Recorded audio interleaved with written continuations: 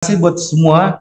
Ya, saya Pendeta Lundu HM Simanjuntak. Tapi saya lihat dari nama-nama ini yang tulisan ada PDT cuma aku ya. Berarti yang lain jemaat yang baik.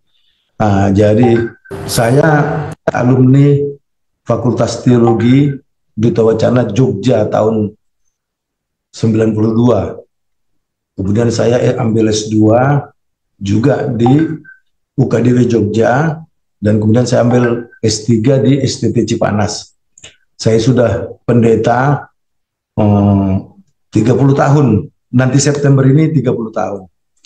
Nah, jadi peristiwa itu tepatnya hari Jumat, ya tanggal 30, kurang lebih pukul 14.30 di rumah duka Adian Nasional, ya Jalan Mustika Sari, Bekasi. Ya, tapi pertama saya mau katakan begini, Eporus sudah memesan kepada saya bahwa apa yang saya lakukan itu adalah benar. Ya, jadi Anda usah takut, tetap aja melayani dengan baik, tetapi saya pesankan kepada Anda, jangan kirim, di-share kemanapun, ya, bentuk-bentuk video untuk klarifikasi. Karena semua bentuk klarifikasi apapun, pasti orang nanti akan bikin tanggapan lain-lain. Nanti mungkin akan yang mengatakan HKBP sudah ketakutan sehingga harus klarifikasi dan segala macam. Jadi seperti yang tadi ada di WhatsApp itu Pak Wo, ada kan wartawan mewawancarai Eporus. Nah, jadi hasil wawancara itu aja yang disampaikan. Begitu juga nanti kita. Jadi seperti ini. Biasalah kalau di HKBP, ya, orang diberikan kesempatan jemaat itu melakukan adat sepuas-puasnya, kan begitu. Mau menari, manortor, silakan sepuas-puasnya. Kebetulan ibu yang meninggal itu umur 63, punya anak 2, putra 2, putri 1, sudah berkeluarga semua dan semua sudah memberikan cucu. Jadi dalam konteks Batak, nah, itu sudah sahur matua dan layak untuk dibuat acara yang semeriah mungkin. Nah, itu sudah diberikan kebebasan kepada mereka untuk melakukan sepuas-puasnya. Nah, tapi dalam konteks gereja HKBP, jadi saya tetap menyampaikan dalam konteks gereja HKBP, sehingga kita tidak perlu berdebat di gereja kami bisa Pak, gereja kami enggak.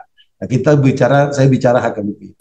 Nah, jadi setelah semua acara adat selesai, nah, sebenarnya Kamis malam kami sudah buat acara juga, acara melayat jemaat, dan dari situ kami dapat kabar bahwa acara besok akan diserahkan ke gereja itu pukul 14. Nah, saya pukul 13 sudah ada di lokasi, ya. Nah, kemudian acaranya baru diserahkan 14.30. Nah, itu protokol mengatakan kami serahkan kepada gereja HKBP Bojong Menteng. Maka kami pun merapat. Tentu adalah sebuah kebiasaan dan keharusan bagi pendeta HKBP setiap akan memimpin ibadah pemberangkatan jenazah atau bahasa umumnya ibadah penutupan peti, pasti pendeta HKBP akan memeriksa peti jenazah. Itu sudah hukum yang umum itu. Pendeta akan memeriksa isi dari peti jenazah. Nah, saya melihat ada rokok, ada Alkitab, ada sepatu, ada pakaian, ada tas. Nah, sangat banyak. Nah, jadi karena pendeta HKBP itu ada pijakannya ini dia. Ya, ada RPP, ada konvensi namanya. Nah, seperti itu. Nah, jadi dan ini juga tentu berangkatnya dari Alkitab juga.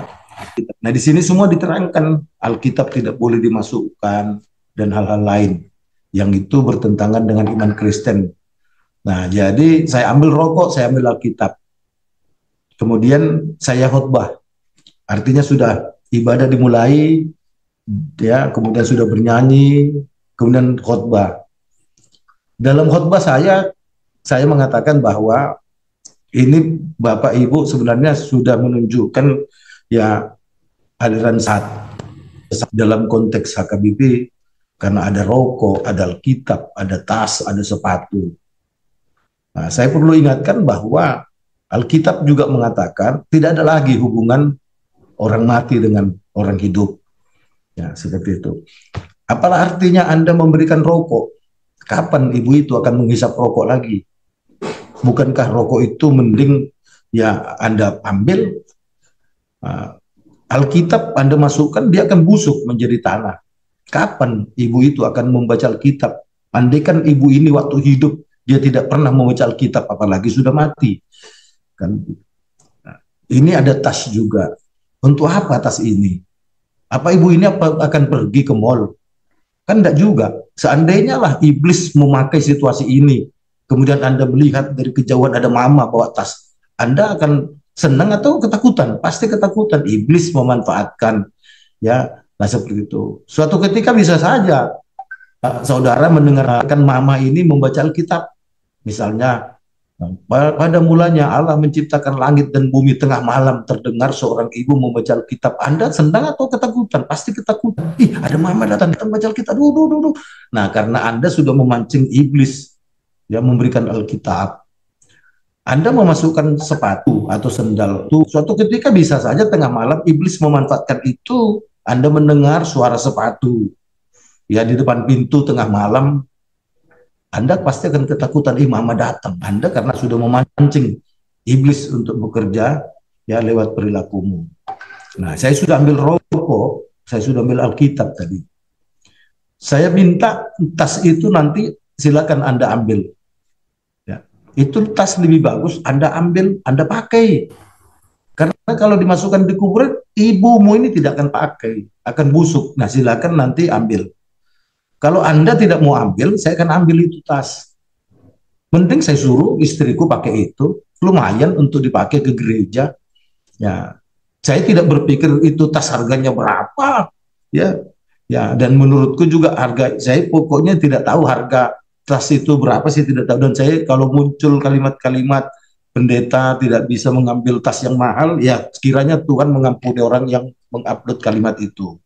Ya karena dalam pikiranku tidak ada terbersit harga tas itu berapa, tapi sayang kalau tas itu kemudian akan menjadi debu dan tanah, karena seperti itu. Nah, jadi artinya khotbahku ada panjang, tapi dalam khotbahku itu ada kalimat-kalimat itu. Nah, setelah selesai khotbah kemudian kita menyanyi. Pada saat menyanyi diberikan kesempatan kepada jemaat untuk melihat jemaat terakhir sekali. Nah, dia berputar sambil menyalam ya keluarga. Sambil berputar itu seandainya sayang tadi apa namanya videonya ya kurang baik ya.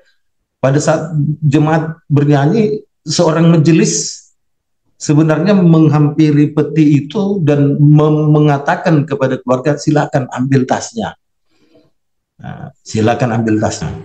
Tapi mereka tidak mengambilnya, dan mungkin dalam benak mereka tak mungkin juga lah pendeta mau ambil, kan begitu.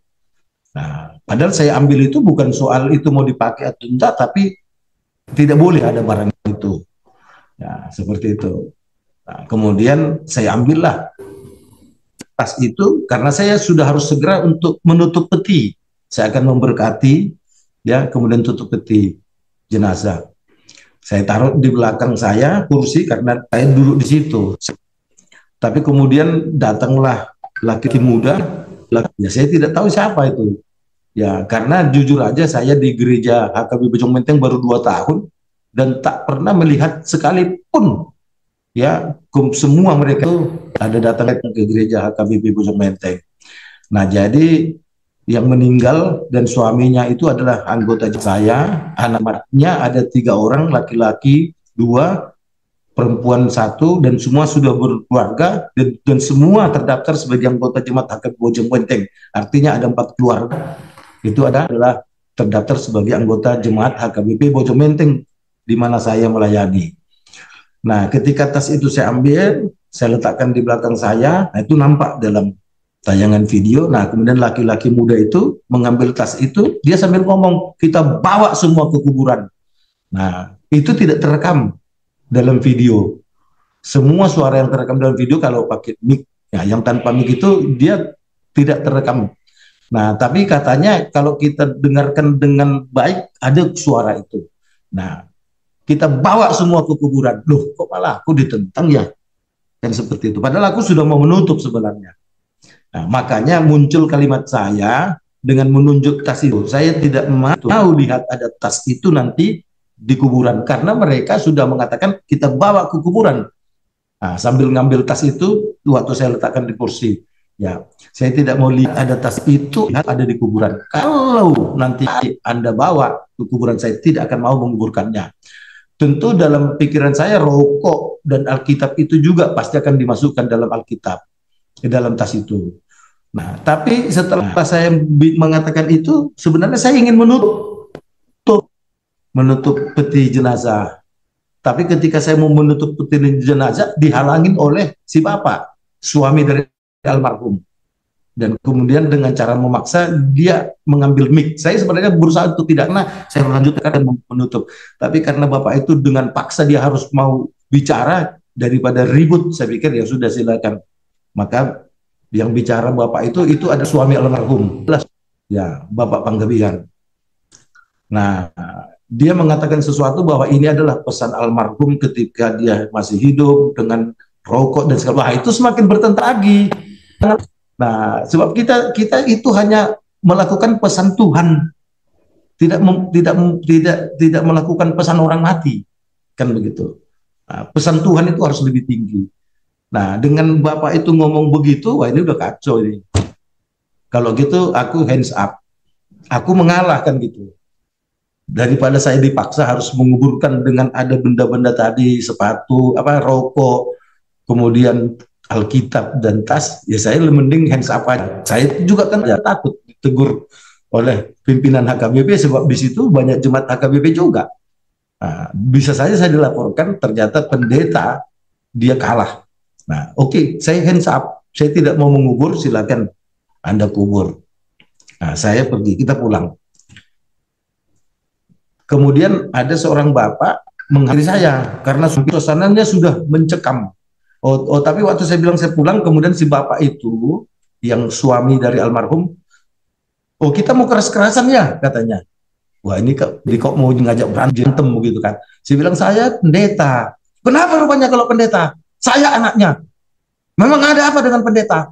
Wih ini kok selama hidup jadi pendeta gue baru ini ngadepin jemaat kayak gini kan gitu. Dan saya tidak kenal itu siapa gitu loh. Dan apa pekerjaannya saya tidak kenal.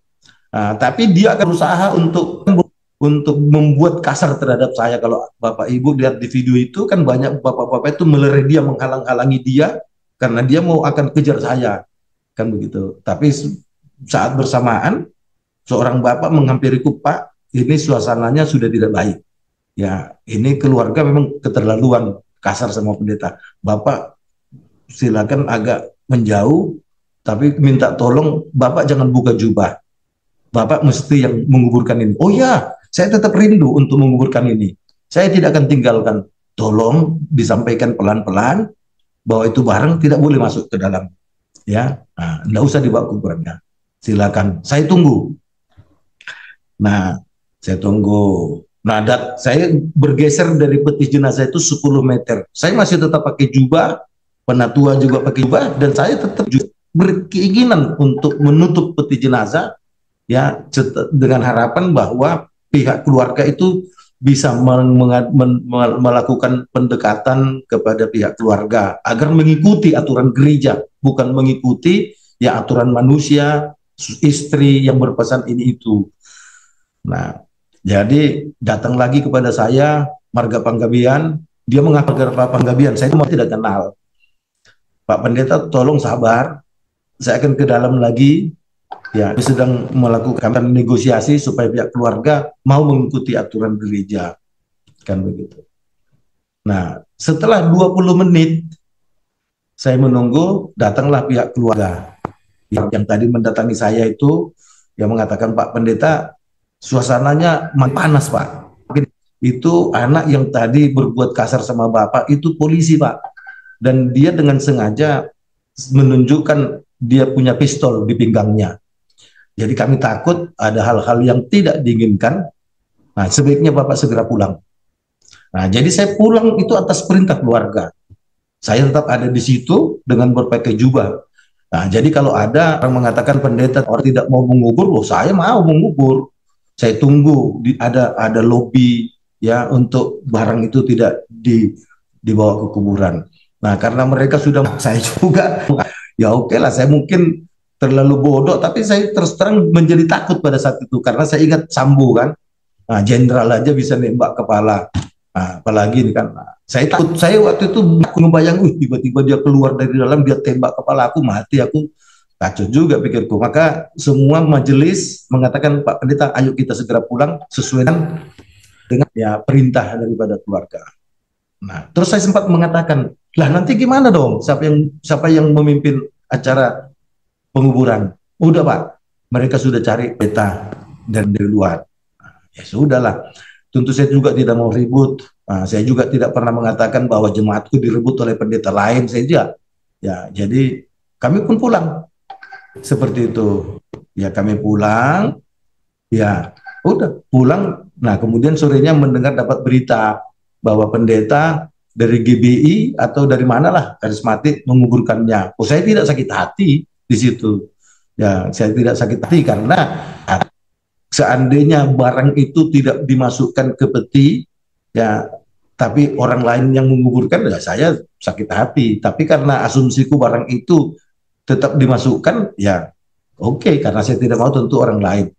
Nah, seperti itu, Bapak Pendeta. Nah, baru kemudian minggu siang, baru saya dapat telepon dari sana sini, apa yang terjadi Pak, itu sekarang video udah beredar di mana-mana, di mana-mana. Wah, saya baru tersadar dan kaget, wah ada juga ya orang yang nekat, dan video itu tidak lengkap.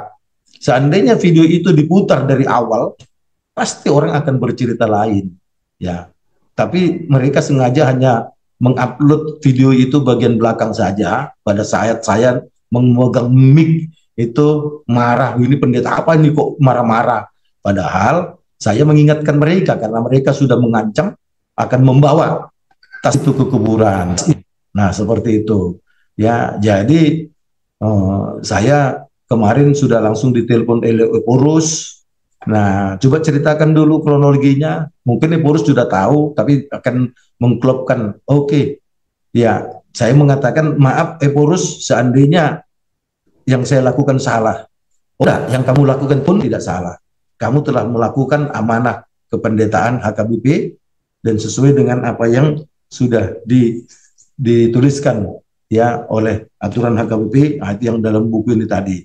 Nah, jadi di sini semua ada di sini, termasuk tidak boleh memasukkan Alkitab dan segala macam. Dan itu bukan hanya kepada ibu itu ya atau kepada yang kemarin. Setiap pendeta HKBP akan mengubur, pasti peti jenazah akan diperiksa, dan itu juga saya lakukan terus-menerus. Jadi begitu Bapak, saya sangat senang ya saya diundang untuk ikut Zoom. Nah, nanti jam 8 ini saya akan pimpin ibadah keluarga, cuma karena rumah yang akan menjadi tuan rumah untuk ibadah keluarga itu dari rumahku hanya cukup 5 menit. Nah, oke lah. Nah, saya sudah persiapkan semua. Saya yang pasti saya bangga saya diundang di sini Zoom. Nah, paling tidak Bapak Ibu tahu ceritanya sebenarnya. Jadi saya tidak meninggalkan, ya saya tetap di situ. Ya saya masih berharap mereka mau didamaikan, tapi ternyata mereka tidak, makin mengganas. Saya tidak pernah berpikir untuk mengambil tas harga mahal. Saya pun tidak tahu itu tas itu harga berapa. Saya tidak pernah memikirkan uang karena pendeta HKBP sudah digaji bulanan. Kami sudah gaji dari pusat. Ya kami tidak pernah berpikir uang. Nah seperti itu. Jadi kalau ada tuduhan-tuduhan, ya pendeta sekarang sudah mata duitan, ya akhirnya Tuhan mengampuni dialah, seperti itu. Begitu.